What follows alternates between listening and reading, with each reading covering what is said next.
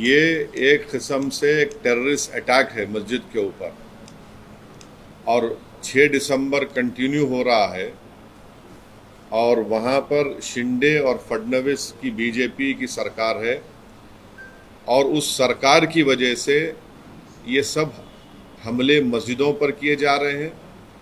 मस्जिद के अंदर घुसकर कुरान शरीफ की बेहुरमती की गई, मस्जिद के अंदर डिसिक्रेशन किया गया, मस्जिद के अंदर जलाया गए जानिमाज़ों को। जो वहाँ पर मुसलमानों के घर थे, घरों में घुसकर उनके जेवरात और पैसों को लूटा गया और अब पुलिस तमाशाई बनी बैठी है। तो ये पूरा इनकरेजमेंट दिया जा रहा है एक किस्म से, इनडायरेक्टली या डायरेक्टली बोलिए, वहाँ की बीजेपी और शिंदे सरकार की तरफ से। इसीलिए इन तमाम लोगों की हिम्मतें बुलंद हो रही हैं।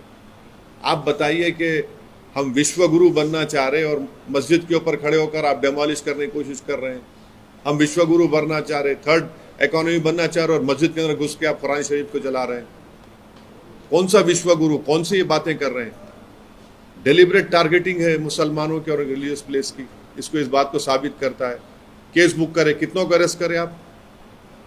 हर वक्त यहाँ पर पिछले 8 महीने से उठा के देख लो, महाराष्ट्र में मस्जिदों को टारगेट किया जा रहा है और वहाँ की सरकार कुछ नहीं कर रही है, खामोश तमाशाई बने बैठी हुई है।